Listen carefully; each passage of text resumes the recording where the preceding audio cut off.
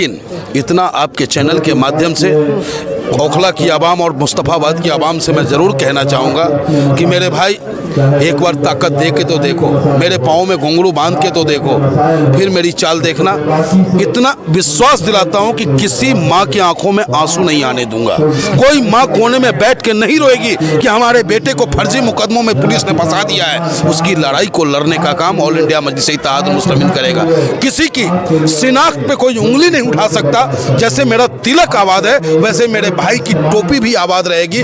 जैसे मेरा चुटिया आबाद है वैसे मेरे भाई की दाढ़ी भी आबाद होगी। जैसे मेरे मंदिर से घंटा बजता है वैसे ही मस्जिद से खूबसूरत अजान की आवाज आएगी। ऐसी व्यवस्था ऑल इंडिया मजलिस इत्तेहादुल मुस्लिमीन देने का काम करेगा। अपने मन से कहा पैसा कमाने के लिए सब आते हैं, लेकिन आप पंडित होने के बाद में असदुद्दीन ओवैसी का हाथ थामे हुए। यही तो मैं मुसलमान आपको दिखता हूँ? नहीं दिखता हूँ ना।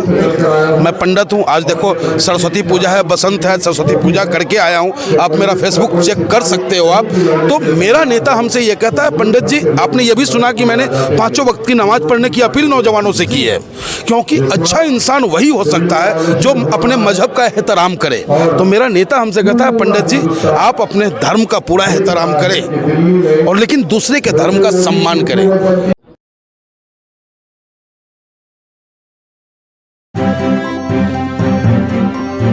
मीडिया वॉइस, आपकी आवाज। नमस्कार, आदाब, आप सभी का स्वागत है मीडिया वॉइस में। मैं हूं आपके साथ अल्फराज शेख। दिल्ली विधानसभा चुनाव इस वक्त पूरे परवान पर चढ़ चुका है और इस वक्त हम ओखला में मौजूद हैं। ओखला में ये हाजी कॉलोनी है जहां पर पंडित मनमोहन झा गामा लगातार पिछले कई दिनों से असदुद्दीन ओवैसी के दो जो शेर खड़े हुए हैं उन्हें जिताने के लिए जनसभाएं कर रहे हैं। हमारे साथ में मौजूद है पंडित जी। तमाम मेहनत कर रहे हैं, कितनी रंग लाएगी ये मेहनत? क्यों पड़े हो चक्कर में? कोई नहीं है टक्कर में, कोई नहीं है। सिफाउर रहमान नहीं चुनाव लड़ रहा, ओखला की जनता चुनाव लड़ रहा है और ओखला की जनता जीतने जा रही है। ओखला की जनता जीतने जा रही है। लगातार आप देख रहे हैं कैसा माहौल देखने को मिल रहा है? माहौल वहाँ देखा जाता है जहाँ राजनीतिक दल चुनाव लड़ रहा हो। यहाँ तो सिंबल है पतंग का, बैरिस्टर साहब का मेहनत है, लेकिन जनता की जो आवाज है वो ये कहता है सिफा चाहिए, सिफा चाहिए, सिफा चाहिए। तो अब इससे ज्यादा तो कुछ रह नहीं गया। आप 8 तारीख को रिजल्ट देखेंगे और 5 तारीख को पूरे ओखला में आपको पतंग उड़ता हुआ नजर आएगा। 10 साल से लगातार विधायक हैं अमानतुल्लाह साहब, आप कह रहे हैं भ्रष्टाचारी हैं और तमाम आरोप उनके ऊपर लगा रहे हो। देखिए, कहते हैं कि लिफाफे को देखकर मजमून पढ़ लिया जाता है। आप उनके बेटा का व्यवहार देखें, आदरणीय विधायक जी के बोलने का अंदाज देखें। बैरिस्टर असदुद्दीन ओवैसी साहब एक पढ़े लिखे इंसान जो गरीब कमज़ोर मुसलमान कौम और हिंदू के लिए जो कमज़ोर है उसकी लड़ाई वो निरंतर लड़ रहे हैं। उनके खिलाफ जिस शब्दों का इस्तेमाल अमानतुल्लाह खान साहब ने किया है उसका मैं पुरजोर विरोध करता हूं। उनसे भी घटिया शब्दों का इस्तेमाल मैं कर सकता हूं, लेकिन मैं संविधान को मानने वाला हूं और माँ बाप ने हमें अच्छे संस्कार दिए हैं, इसलिए मैं उनको विधायक जी कह करके इतना ही कहना चाहूँ कि विधायक जी आप सरकार बना लो, आपकी सरकार बने, हमें कोई फर्क नहीं पड़ता। दिल्ली में केजरीवाल 68 की 68 सीट जीत जाए, लेकिन 2 सीट हमें दे दो भाई। अरे महाभारत में भी भगवान कृष्ण शांति दूत बन के गया था और कहा था 5 गांव दे दे, बाकी सब रख ले। तो हम इसे 68 की 68 दे रहे हैं, 2 गांव हमें दे दे, नहीं तो अब याचना नहीं, अब रन होगा। ये 2 सीटों पर आपने भाजपा को जिताने का काम कर लिया है। नहीं, अब यही सवाल क्या आप कांग्रेस से कर सकते हो? ये सबको पता है कि दिल्ली में कांग्रेस का वजूद नहीं।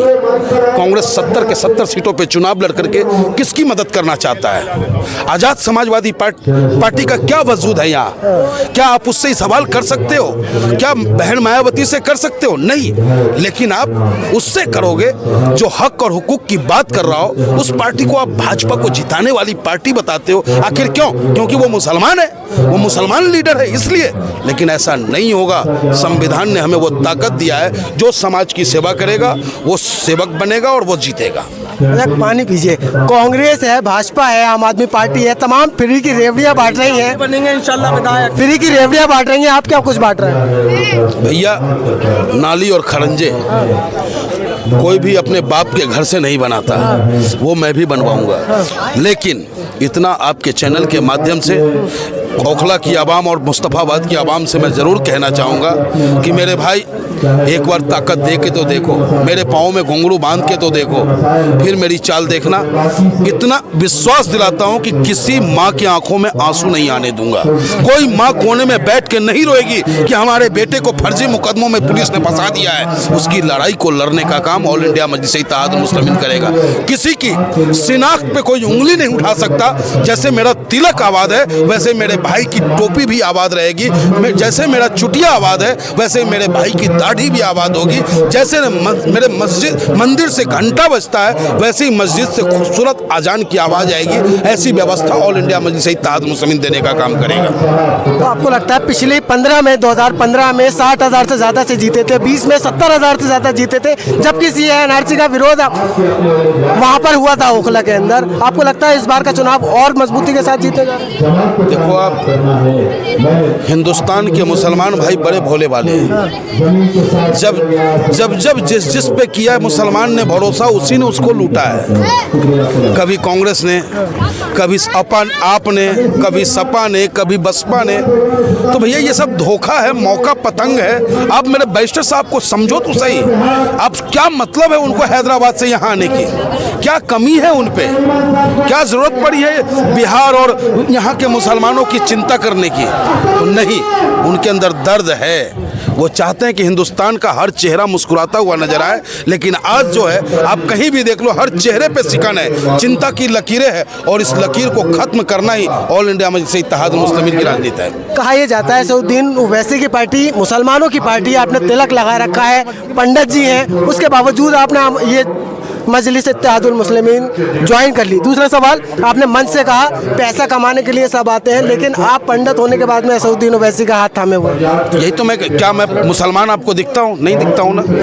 मैं पंडित हूँ। आज देखो सरस्वती पूजा है, बसंत है, सरस्वती पूजा करके आया हूँ। आप मेरा फेसबुक चेक कर सकते हो आप। तो मेरा नेता हमसे ये कहता है, पंडित जी आपने ये भी सुना कि मैंने 5 वक्त की नमाज पढ़ने की अपील नौजवानों से की है, क्योंकि अच्छा इंसान वही हो सकता है जो अपने मजहब का एहतराम करे। तो मेरा नेता हमसे कहता है, पंडित जी आप अपने धर्म का पूरा एहतराम करें और लेकिन दूसरे के धर्म का सम्मान करें। तो यहाँ तो हिंदुस्तान की खूबसूरती कहाँ है? हिंदुस्तान की खूबसूरती है कि मंदिर से घंटा बजे, मस्जिद से हो अजान, गुरुद्वारा से गुरुवाणी। कितना प्यारा मेरा हिंदुस्तान। तो इस हिंदुस्तान को लेकर के हम चलना चाहते हैं। ओखला और मुस्तफाबाद की जनता से क्या कुछ कहना चाहते हैं? ओखला और मुस्तफाबाद की जनता से मेरी हाथ जोड़ के अपील है। ये ओवैसी साहब का छोटा पंडित इतना ही कहना चाहेगा कि दोस्त, मेरी माँ बहनों, ये चुनाव महज विधायक का नहीं है, ये गरीबों की आवाज़ का चुनाव है। सिफाउर रहमान, लेकिन सिफाउर रहमान हारता है तो आप ये मान लो कि गरीबों की आवाज़ हार जाएगी। मुस्तफाबाद से ताहिर हुसैन चुनाव हारता है तो ताहिर चुनाव हार के अपने घर बैठेगा। लेकिन पूरी दिल्ली में जब जुल्म होगा कमज़ोरों पे, गरीबों पे, मुसलमानों पे, तो उसके हक की आवाज़ को बुलंद करने के लिए कोई बेटा, कोई माँ अपने बेटा को घर से बाहर नहीं जाने देगा कि बेटा तुम इनके चक्करों में मत पड़ो, तुम्हारे साथ कोई नहीं चलने वाला। तो इसलिए ओखला और मुस्तफाबाद की जनता से मेरी अपील है कि दिल्ली योद्धाओं की दिल्ली रही है, दिल्ली वीरों की और क्रांतिकारियों की दिल्ली रही है। तो ये मुस्तफाबाद वालों, ये ओखला वालों, क्रांतिकारी को ताकत दो, ताकत दो, ताकत दो।